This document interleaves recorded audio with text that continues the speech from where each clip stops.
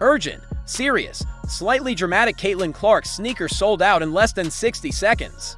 Nike's website crashed, 13,000 pairs gone. Meanwhile, A'ja Wilson's signature shoe is sitting in clearance bins, and now the WNBA's biggest stars are furious. But what went wrong?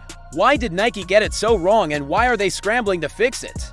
Pause. This is the story of how Caitlin Clark became the face of women's basketball while Nike's $20 million gamble on A'ja Wilson quietly fell apart. Informative, rising with enthusiasm. Let's rewind the tape. When Caitlin Clark first emerged from Iowa, she wasn't just a good shooter, she was a cultural force. Her logo threes, her court vision, the swagger, the stats. By the time she declared for the WNBA draft, she had already become the all-time leading scorer in NCAA Division I basketball history. Men or women, ticket prices exploded, TV ratings shattered records. She wasn't just playing basketball, she was reshaping the entire conversation around it. And all of that momentum came before she ever stepped on a WNBA court. Caitlin Clark had something rare, natural star power. The kind of energy you can't fake in a studio or manufacture in a boardroom. Analytical, respectful but blunt. No. Here's where Nike enters the story. For years, Nike invested heavily in A'ja Wilson, a WNBA MVP, a proven winner, charismatic, talented, respected. She had her own signature shoe line. Millions poured into marketing campaigns, ad shoots, promos, and collaborations. In fact, it's estimated Nike spent over $20 million crafting Wilson's brand image. The messaging was strong, the visuals were sleek. But there was just one problem: the shoes didn't sell. Inventory quietly piled up.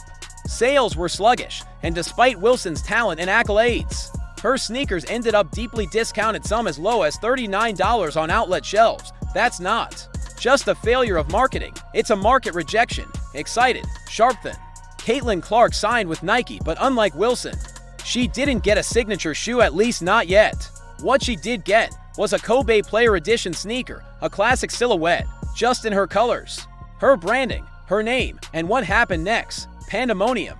The shoes launched online and sold out in under 1 minute, 13,000 pairs gone. Just like that, Nike's website crashed. Resale markets exploded with listings above $600. Fans flooded Twitter and Instagram. People weren't just buying shoes, they were buying Caitlin Clark. Nike couldn't believe it.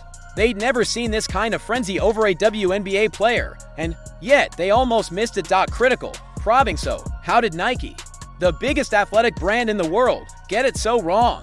Why did they push A'ja Wilson so aggressively while underestimating Clark? The answer is simple. Nike, like many legacy brands, thought they could create star power from the top down. Scripted commercials, carefully controlled branding, but that doesn't always work. Caitlin Clark's rise was organic. No scripted drama, no social agenda, just jaw-dropping basketball and authentic charisma. That's what the fans responded to. That's what they bought into, and Nike had to learn that the hard way. Thoughtful, broadening scope. This isn't just about shoes. It's about a shift in branding and marketing in women's sports, because for years, the WNBA struggled to find a crossover star. Sure, there were legends. Sure, there were champions. But none of them moved product like this. Caitlin Clark changed that. She bridged the gap between hardcore fans and casual audiences, between sports talk radio and TikTok, between sold-out arenas and sold-out sneakers. Nike's pivot isn't just a course correction, it's a signal. The era of top-down, boardroom manufactured WNBA marketing is ending. Now, it's about authentic stardom. And Caitlin Clark is the blueprint. Brisk, engaging. Less time. We saw how Nike's Kobe Player Edition sneaker for Caitlin Clark sold out in under a minute, shattering expectations, crashing the site, and leaving fans empty-handed. Meanwhile, Nike's once prized investment A'ja Wilson's signature line sits unsold on clearance racks. The sneaker world noticed, the fans noticed, and now A'ja Wilson noticed too. Let's continue the story. Concerned, analytical. Fallout from Clark's sold-out drop wasn't just a win for her, it triggered a backlash. From an unlikely corner, A'ja Wilson's fan base. Supporters of Wilson took to social media, furious at what they saw as Nike abandoning her. Tweets accused Nike of playing favorites. Instagram comments flooded Wilson's posts, some encouraging her to leave Nike entirely and sign with Adidas or Puma. Factual, direct, but here's the truth Nike can't ignore. No matter how many fans defend A'ja Wilson, the numbers tell. A brutal story. Wilson's signature shoe, the Nike Air Zoom Aeon, was launched with full support.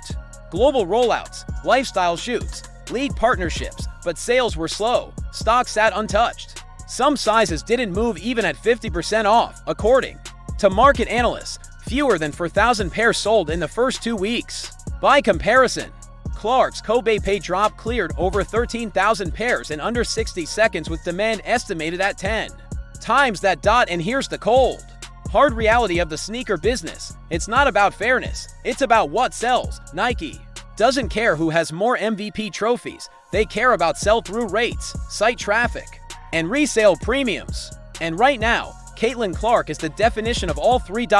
Inspired. Serious though, understand why Nike is pivoting hard toward Clark. Just look at the economic impact.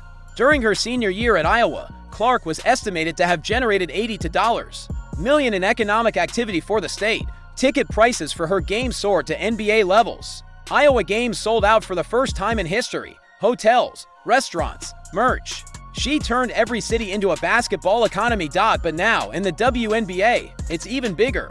Clark's Indiana Fever games are the top-selling tickets in the league. When she plays, arena attendance triples. When she sits, ratings drop by half. She's not just a player, she's a brand engine. Some analysts are already comparing her to rookie year LeBron James in terms of market value. And for Nike, that means just one thing: sign her, promote her, protect her, and build around her. Investigative. Revealing. So what is Nike doing behind closed doors? According to a former Nike insider, Clark's Kobe Pay was a trial balloon, a way to test market demand before offering her a full signature line. The result?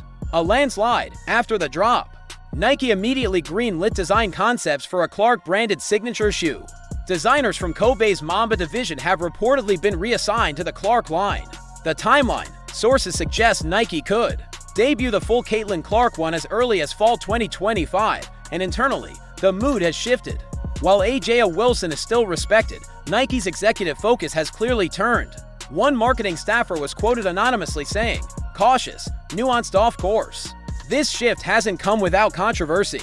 Some critics claim that Clark is receiving preferential treatment because she's white. Others argue that her success is driven by media bias or privilege. But let's get honest for a moment. Caitlin Clark is not the first white player in women's basketball, and Nike has invested millions in non-white athletes across multiple sports. What makes Clark different is her performance, her engagement numbers, her authentic connection with fans. She's done the unthinkable, transcended women's basketball, gone viral globally, and moved merchandise without scandal or drama. Her rise wasn't orchestrated. It was earned on the hardwood and through sheer charisma. Reflective. Challenging. Let's be clear, this shouldn't be a war between Clark and Wilson. They're both phenomenal athletes, but the market is speaking loudly, and Nike is finally listening. The real lesson here isn't who's better on the court. It's that star power matters more than marketing. Fans buy what they feel a connection to.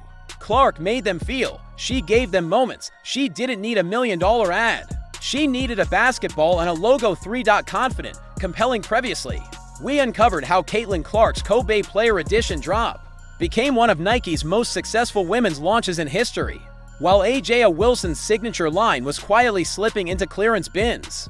The numbers don't lie. Clark is a juggernaut.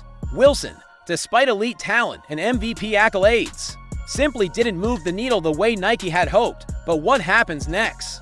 What does this mean for the future of Nike, the WNBA, and women's sports as a whole? Let's dive in. Informative. Buzzing with anticipation, rumors are swirling, design mock-ups are circulating behind the scenes, and the whispers are growing louder.